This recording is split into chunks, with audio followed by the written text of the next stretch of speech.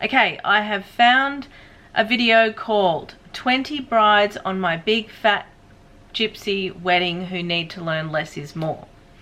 It's by the Talko. Let's watch. Most brides want their wedding gowns to be chic and stylish, but the women getting married on My Big Fat Gypsy Wedding believe bigger is better. You won't believe your eyes when you see these bridal gowns. Flower power. Most brides want flowers incorporated into their wedding, but most brides don't cover their bridal gowns in them. However, on TLC's Oh, that's actually beautiful. That's beautiful. She covered her wedding dress in flowers, real flowers. I mean, maybe I wouldn't have covered the waist area. It's looking a bit plump there, and I probably would have ditched the necklace thing and the head thing, but... Big Fat American Gypsy Wedding, Michaela did just that. It took 12 hours to stick them all on, and 3 seamstresses were sent home after having allergic reactions. When Sandra loaded the dress into the van, she found 3 spiders living in it. Seashells. There were 3 spiders living in the dress. That's it. I would have... Anyone who knows me, I am petrified of spiders. If that was me, I would have taken the dress off, torched it, and walked away. What do you do if your wedding is being held by a lake? Ask your bridal gown designer to theme your dress to the ocean, of course. Well, that's what Bride Lottie did. She had Sandra create a dress and... Oh. Okay. I don't know what to look at first. The first thing that I'm drawn to is the aqua tulle. And don't get me wrong, I like coloured tulle when done right, but sometimes it can be done really tacky if you don't choose the right colour tulle. It's all the same fabric. Well, you can get different types of tulle, but in this case I think it's bridal tulle.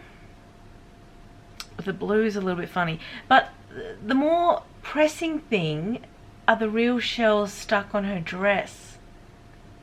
When girls want, like, if they want to look beachy with shells, say if they want a costume, that don't actually mean shells stuck on, because that usually looks really tacky. Accessories covered in shells. Not just any old shells, of course, but shells covered in crystals. Oh! That's okay. I take back everything I said. There are crystals on the shells. Not. Lucky coins. There are certain traditions that become quite outrageous when they're taken a step too far, like the Romanian tradition to carry a coin in your pocket for luck. That's totally low-key. Like coins dripping from the bride's entire outfit. Okay. I think this is stunning. She's stunning. The coins, they're really... Middle Eastern. They look gorgeous. I think those... Okay, I'm yet to see the dress, but I'm loving the headpiece. I probably would have went without the crown thing. They use that crown thing a lot from what I've seen. From her toes to her tiara. Bride Andrada wanted a Princess Jasmine-inspired dress for her wedding, and she was able to... Whoa! Whoa! Holy mother of... Okay. What happened there? It's like someone vomited blue and gold. I don't think that's the right material to use. Oh, that is an eyesore. An eyesore. Imagine that in an ivory, and imagine it in a matte satin. Gorgeous. Gorgeous. But because it's blue... Oh. Combine that with her Romanian heritage by having coins adorning everything. Her veil, her necklace, her earrings, her bracelets, her shoes. She actually looks beautiful in that photo. I think it's the skirt part that I have a problem with, because this top part is beautiful. They all had coins added. Ice Princess. For bride Sabrina, the inspiration came from an ice princess. Her tiara was made to look like icicles. To make the skirt, Sandra's team cuts. Oh, okay. Now, to the naked eye, this looks like a simple sweetheart bodice, foofy tulle number. But I can see immediately that she is too busty for a sweetheart neckline like that. Like, seriously. And the crown is like over her eyes, like, hello. It's way too low. And I would have cut a different bodice for her, being that shape. I don't think that's the right choice. 600 yards of tulle into points to make them look like ice shards. Keeping with the cold theme, she had a custom cape made with a dramatic hood. Sabrina's groom was dedicated to the theme too. Or is it just me? This photo here looks like this is all gappy there. So maybe she's full but not up the top. It looks like it's like there's like heaps of shadow here. Like there's nothing. I don't know. 2 for 1. What's more elaborate than one fancy gypsy wedding dress? 2 fancy gypsy wedding dresses, of course. Sisters Candace and Kayla got... Oh my god. And they're like exactly the same. They look the same, the dresses. But you see the bunching that's happening at the front? I don't know what's going on in the pink one. The swirls are kind of... Those boning lines look like... Are they flaps? Are they ruffles that are going down? Or is it the bodice? And if it's the bodice, if it's doing that, why is it bunching like that? The boning's not right in that corset, I don't think. Got married in a double ceremony, and they went for matching gown designs. So it is. So that line down there is boning. But something is going on there. So the problem with having really tight boning on the bust is if you bend or move, it's gonna like, woo, do that. If it goes underneath the waist, which is why I never put boning below the waist. Because if you sit, it's gonna go and buckle, right? But if you leave the boning, if you make it stop at the waist, when you sit, it doesn't buckle. The only difference was the standout color. One wore hot pink and the other wore electric blue. They called them mullet dresses because of their high-low hemlines with 60 yards of organza crystal fabric. Their ruffled skirts had hundreds... You're going to think it's weird what I'm just about to say. I don't think there's anything wrong with the skirts, per se, the ruffled skirts. I've done, not ruffled skirts like that, softer ruffles. But that's a hard ruffle skirt. And if someone wanted a big kind of round ball gown, you would probably do it like that to create that effect. And that means to put boning or piping around the hem so that it does this. But if you think about that in ivory with a plain bodice, it'd be beautiful. Double trouble. Sisters Brittany and Kaylin got married in a double wedding and... Wow, the crystals. Wow, look, I have to hand it to them for the work. You know, that's a lot of work putting all those crystals on. I don't know whether it's paying off, but it's the colour. See, this is why you got to be careful when you're using colour, because you're one shade away from it looking like this. Out of both, I'd probably say I like the red better. That's because it looks, I mean, red is, you know, no one wears turquoise if they want to look classy. They wear red if they want to look classy. For coordinating dresses. One was red and one was blue, so that'll help the guests tell them apart. They both wanted their gown to be the biggest, but one had to be slightly larger, and Sandra made Kaylin's bigger by just 1 inch. What they did definitely have in common was the crazy number of crystals, 15,000 on each gown. The bodices in particular were packed full. Their skirts were so wide, their grooms had to stretch to reach their hands. I'll be honest. They are not the worst wedding dresses that I've seen. They're okay. It's just the colour option was probably not the best. But you know, if you swap the crystals over for really nice, high quality clear crystals or silver crystals, diamante crystals, that'll work. Dream. Bridal gowns don't have to be white or ivory. Many brides choose to wear other colors, but if you're marrying a gypsy, then that bright gown is going to be way over the top. And okay, that... okay, that guy, I don't know what he was kind of aiming at.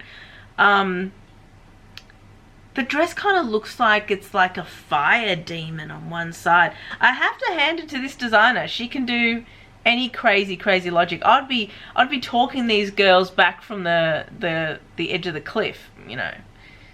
But But then I very quickly realised that they're all on the edge of the cliff and they don't care.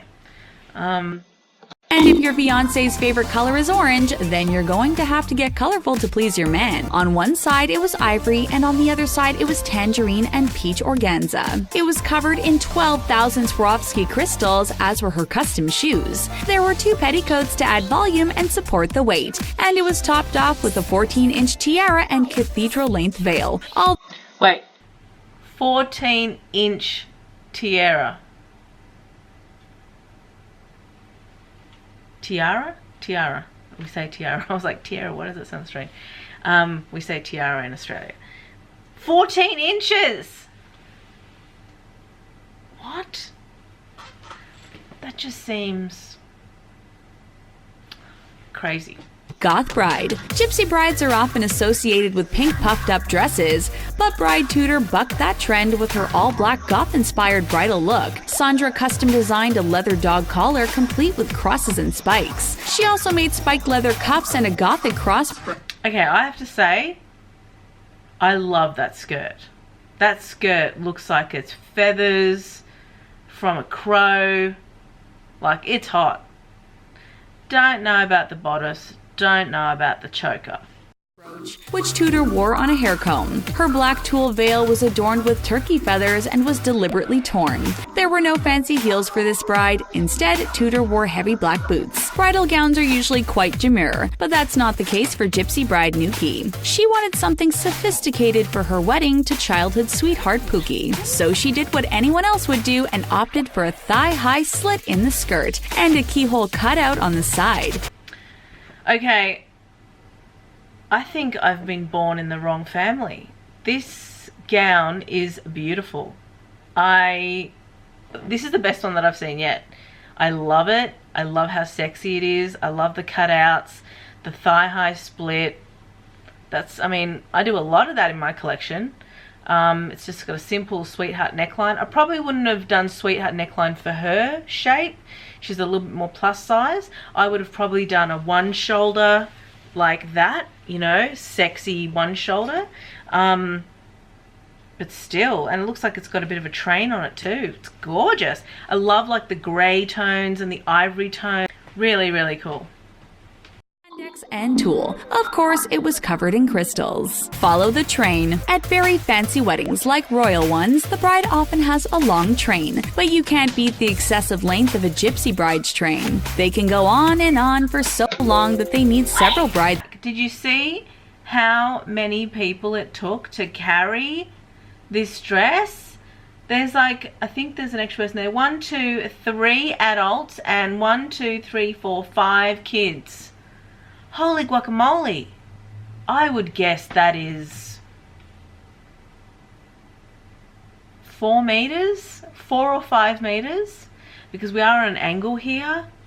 So, and I know 3-meter trains don't look that long from this angle, even though in reality they're really long. Train. They can go on and on for so long that they need several bridesmaids, flower girls, and page boys to hold them up. Joan's train wasn't just a straightforward slip of satin material. Oh no, that would be far too subtle. It was a full-on frilled affair. It was so deep that it looked like a very extravagant, thick rug. It does look like a rug. Oh dear. It's like one of those, shaggy rugs, but in like a tulle version. You could hide an entire flower girl in that thing. Fairy tale carriage. Your wedding day is a chance to feel like a princess for the day, and plenty of brides indulge in that fantasy, like the transportation. Forget about it. What? Oh my god, I love that. White horse and carriage, like in Cinderella. So cute! Ceremony in a standard car. If you want to go all out, you need to arrive in an actual princess carriage. Cinderella's got nothing on Joan or Sam. Star on top of the Christmas tree. This bride combined 2 classic Christmas tree decorations in her bridal outfit. Her star-shaped tiara looked just like the star you'd place on top of your Christmas tree, and her sparkly outfit was reminiscent of the fairy. Whoa, wait. Let's go back. Was it just me, or did you see the fluoro bridesmaids? Sparkly out. What? Why would you choose that color? It's like a really cute Tiffany's blue mixed with fluoro lime green.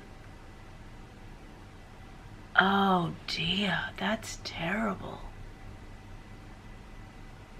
That color combo, oh.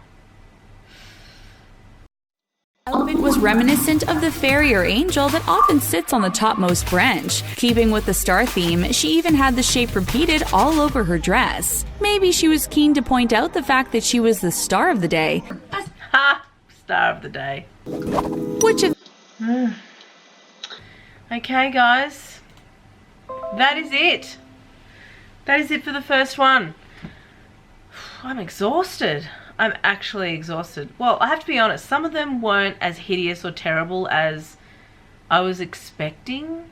Anyway, if you liked this video, please give me a thumbs up. Let me know. Send me a message in the comments below of what type of video I should be reacting to next. I'd love your suggestions, and I will see you guys in my next one. Bye. Can't touch the bottom, sit into a tumble.